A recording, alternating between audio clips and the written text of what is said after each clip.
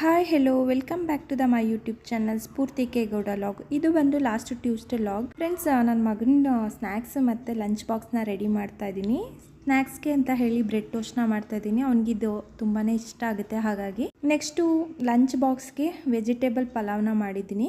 ಕ್ಯಾಲೆಂಡ್ರಲ್ಲಿ date change ಆದ್ರೂ Monday to Friday ನನ್ನ routine ಮಾತ್ರ ಚೇಂಜ್ ಆಗಲ್ಲ. 6 to 8:30ವರೆಗೂ ಇದೇ ಥರ ಇರುತ್ತೆ ನನ್ನ ರೂಟೀನು.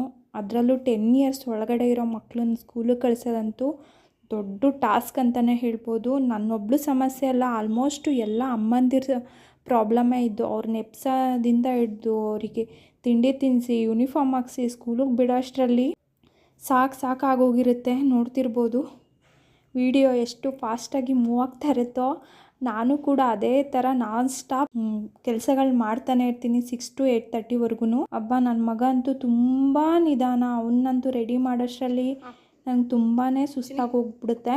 ನೆಕ್ಸ್ಟು ಅವನ್ನ ರೆಡಿ ಮಾಡಿ ಸ್ಕೂಲ್ಗೆಲ್ಲ ಕಳಿಸಿದಾದ್ಮೇಲೆ ನಾನು ಕೂಡ ತಿಂಡಿನ ಮುಗಿಸ್ಕೊಂಡು ರಾಗಿ ಹಿಟ್ಟು ಮಾಡಿಸ್ಬೇಕಿತ್ತು. ಹಾಗಾಗಿ ಮೆಂತ್ಯ ಮತ್ತು ಸೋಯಾಬೀನ್ನ ಹುರ್ಕೊತಾ ಇದ್ದೀನಿ. ನಾನೊಂದು 6 kg ರಾಗಿಗೆ ಅರ್ಧ kg ಸೋಯಾಬೀನ್ ಮತ್ತು ಅರ್ಧ kg ಮೆಂತ್ಯನ ತೊಗೊಂಡಿದ್ದೀನಿ. ಫ್ರೆಂಡ್ಸ್, ನಾವು ಮೆಂತ್ಯನ ಹಾಕಿ ಹಿಟ್ಟನ್ನ ಬಿಡಿಸೋದ್ರಿಂದ ನಮಗೆ ಬ್ಲಡ್ ಪ್ರೆಷರ್ ಆಗ್ಬೋದು, ಮತ್ತು ಕಣ್ಣಿಗೂ ತುಂಬಾ ಒಳ್ಳೆಯದು, ಮತ್ತು ರಕ್ತ ಶುದ್ಧಿ ಮಾಡುತ್ತೆ ಅಂತ ಹೇಳ್ತಾರೆ ಮೆಂತ್ಯ. ಹಾಗಾಗಿ ಮೆಂತ್ಯನ ಹಾಕೋಬೇಕಾಗುತ್ತೆ. ಆಲ್ಮೋಸ್ಟ್ ಮಕ್ಕಳು ಕೂಡ ತಿಂತಾರಲ್ವ ಮುದ್ದೆನ. ಮತ್ತು ಸೋಯಾಬೀನ್ ತಿನ್ನೋದ್ರಿಂದ ಹೈ ಪ್ರೋಟೀನ್ ಇದೆ ಇದರಲ್ಲಿ, ಮತ್ತು ಮೂಳೆ ಸ್ಟ್ರಾಂಗ್ ಆಗುತ್ತೆ. ಹಾಗಾಗಿ ಮಕ್ಕಳಿಗೆಲ್ಲ ಆರಾಮ್ಸೆ ನಾವು ಇದನ್ನು ಮುದ್ದೆ ತಿನ್ನಿಸ್ಬೋದು. ನಾವು ಇವಾಗ ಕೆಲವೊಂದು ಪೌಡ್ರುಗಳು ಅದೆಲ್ಲ ಕೊಡೋದ್ಕಿಂತ ಈ ರಾಗಿನೆಲ್ಲ ಮಿಕ್ಸ್ ಮಾಡಿ ಡೈಲಿ ಮುದ್ದೆ ಮಾಡಿ ತಿನ್ನಿಸೋದ್ರಿಂದ ಅವರು ಕೂಡ ತುಂಬಾ ಎನರ್ಜೆಟಿಕ್ ಆಗಿರ್ತಾರೆ. ಹಾಗಾಗಿ ನಾನು ಇದೇ ರೀತಿ ಹಿಟ್ಟನ್ನ ಮಾಡಿಸ್ಕೊತೀನಿ. ನೆಕ್ಸ್ಟು ಒಂದು ಕರಾಟೆ ಕ್ಲಾಸ್ ಇತ್ತು.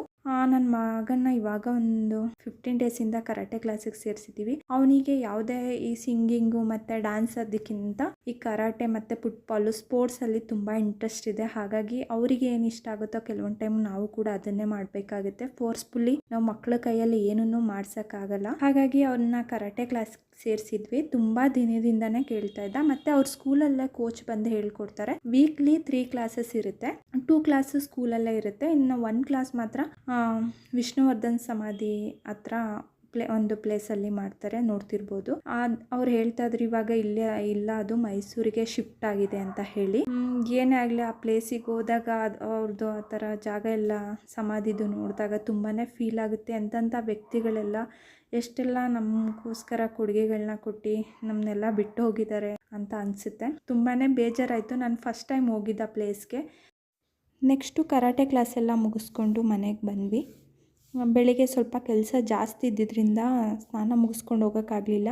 ಹೆಂಗಿದ್ರು ಈವ್ನಿಂಗ್ ಪೂಜೆ ಮಾಡೋದ್ರಿಂದ ಬಂದು ಸ್ನಾನ ಎಲ್ಲ ಮುಗಿಸ್ಕೊಂಡು ದೇವ್ರ ಮನೆ ಕ್ಲೀನ್ ಮಾಡಿ ಪೂಜೆನೂ ಕೂಡ ಮುಗಿಸ್ಕೊಂಡೆ.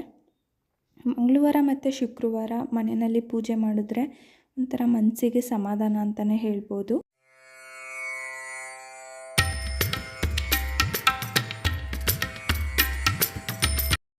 ಕೆಲವೊಂದು ಟೈಮ್ ಅಂತೂ ಎಷ್ಟು ಕೆಲಸ ಮಾಡಿದ್ರೂ ಕೆಲಸ ಕಂಪ್ಲೀಟ್ ಆಗ್ತಿದೆ ಅಂತಲೇ ಅನಿಸಲ್ಲ.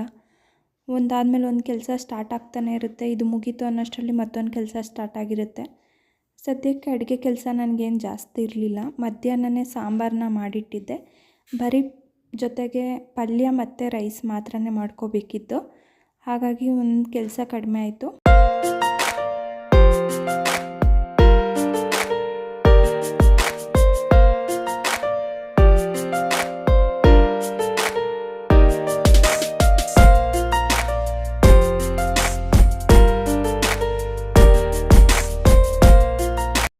ಕೆಲವೊಂದು ಟೈಮು ಕೆಲಸದ ಜೊತೆಗೆ ನನ್ನ ಮಗನ ತರಲೆ ಕೂಡ ಸಹಿಸ್ಕೋಬೇಕಾಗುತ್ತೆ. ಒಂದೊಂದು ಟೈಮ್ ತುಂಬಾ ತರಲೆ ಮಾಡ್ತಿರ್ತಾನೆ. ಅವನನ್ನು ನೋಡಿಕೊಂಡು ಕೆಲಸನೂ ಮುಗಿಸೋಷ್ಟರಲ್ಲಿ ಸಾಕಾಗೋಗುತ್ತೆ. ನೆಕ್ಸ್ಟು ಊಟನೂ ಮುಗೀತು ರಾತ್ರಿದು. ಹಾಗೆ ಜೊತೆಗೆ ವಿಡಿಯೋನೂ ಕೂಡ ಇಲ್ಲಿಗೆ ಎಂಡ್ ಮಾಡ್ತಾಯಿದ್ದೀನಿ. ಇನ್ನೂ ಯಾರೆಲ್ಲ ನನ್ನ ಚಾನಲ್ನ ಸಬ್ಸ್ಕ್ರೈಬ್ ಮಾಡದೆ ನೋಡ್ತಿದ್ದೀರಾ, ಪ್ಲೀಸ್ ಸಬ್ಸ್ಕ್ರೈಬ್ ಮಾಡಿ, ಲೈಕ್ ಮಾಡಿ, ಶೇರ್ ಮಾಡಿ. ಹೋಗಿ ಬರಲಾ? ಬಾಯ್.